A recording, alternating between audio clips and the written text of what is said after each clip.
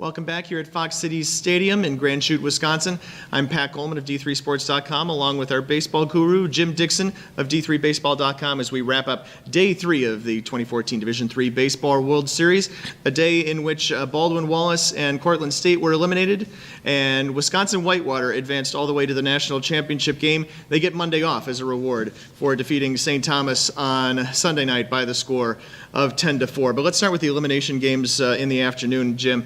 First of all, Southern Maine came out, came out swinging the bats. That's if you ignore the first 4 innings, and they had another big inning, number 5 again today, putting up 5 runs and going on to beat Baldwin Wallace 11-5. As I was watching the game, I thought that Southern Maine and Baldwin Wallace was going to be in a classic pitcher's duel. But after the 4th inning, Baldwin Wallace put a couple runs up, and just Southern Maine finally found their bats, and they started scoring runs. Baldwin Wallace got it started early when Kyle Chantos, let's see if I remember correctly, he walked, he stole second, and then he took third when third base was abandoned because Southern Maine was trying to go into a shift.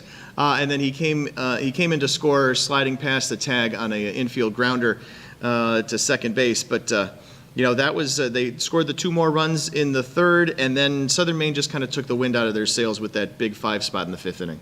They really did, and the team took the blame off the coach. The coach took the blame for not positioning his players well enough, and he was thinking he was going to lose a 1-0 game.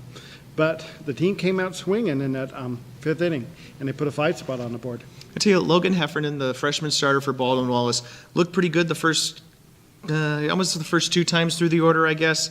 That 3rd time around, of course, is when they got to him, but they're really high on that kid. And for again a couple times through the order, he was a fastball pitcher, and he was working pretty well against fastball hitters in Southern Maine. As a freshman, he went 4-4, a very good record for a freshman. You look back at other pitchers like Chris Hadeland, who was a 2-time pitcher of the year. He did not do well in his freshman year, but what he did is he got the confidence and he got the ability to sit there and pitch well, and I think we could see that same thing. A couple other things I wanted to spotlight from this game. First of all, second consecutive big day from Forrest Chadwick, 3 for 4 with a double, 2 runs scored, 4 RBIs. He's the guy who's been kind of battling injuries. They put him back in center field the last couple of days, and his bat has really responded to that as well. He really has, and I think he's getting more comfortable in the batter's box, and he's certainly comfortable out in the field. I think that in the next tomorrow, we really should see what a difference Chadwick is going to make for Southern Maine. Southern Maine will face Emory. That is the noon game on Monday. And one last thing, of course, it's the daily appearance of Andrew Richards. Today was 16 batters, 4 innings pitched, 2 runs, 1 earned, and he got the win to improve to 7-1, and he could be back tomorrow. And I expect to see him back tomorrow. And they also have a second pitcher, Ryan Browner, who has the same type of arm. So they breed him up there in Maine. I guess so. So Southern Maine at the win, they improved to 37-14. Baldwin Wallace, great season for them. They are done at 30-20. Heffernan took the loss. He fell to 4-4. Our second game was between Emory and Cortland State. Emory put up 3 spots in the 1st, 5th, and 7th. They actually took the lead for good in the 5th when they went up on Cortland 6-4, but the Cortland came back. They scored 1 in the 7th to make it a 6-5 game, and Emory came up with the rally when they needed it. The key double steal, which is what we talk about in the game story, in which, if I get this right here, so Jared Kahn takes this huge, it's not a lead, it's a running sprint off of first base, gets caught in the rundown, and Daniel Ituri comes and slides in for the plate, and it really seemed like a big momentum, a big energy moment for the Eagles right there. Absolutely, and when you talk to the coach, he said this is the first time all tournament that we've seen true Emory baseball.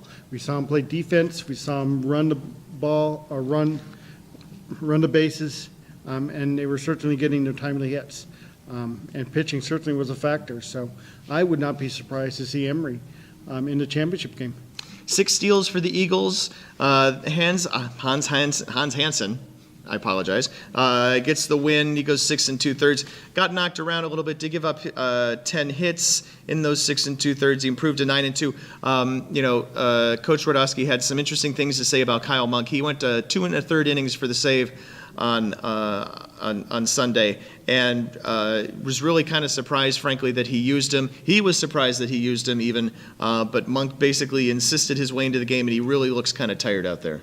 I think his arm is tired, but the coach says that he wouldn't be surprised if Monk wants a couple more innings. So we'll see what happens. Southern Maine has a lot of pitchers still out there, and their starters are well rested. So I would not be surprised if they don't have the starting pitching to sit there and to make it through tomorrow's elimination rounds and meet Whitewater in the championship.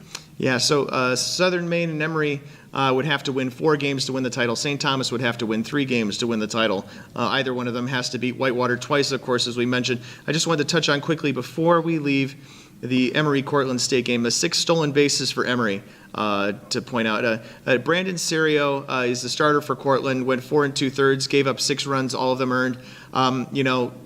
Cortland came in this year into this tournament with more pitching than we've seen from them in the past. They had a couple of guys who you could really just kind of look at and point at as aces, guys who come in with ERAs under 2, and then another guy who came in and started for them and won the opener, but it really didn't pan out for them here in Appleton. It really didn't, and the pitching was not as sharp as we expected to see from Cortland State.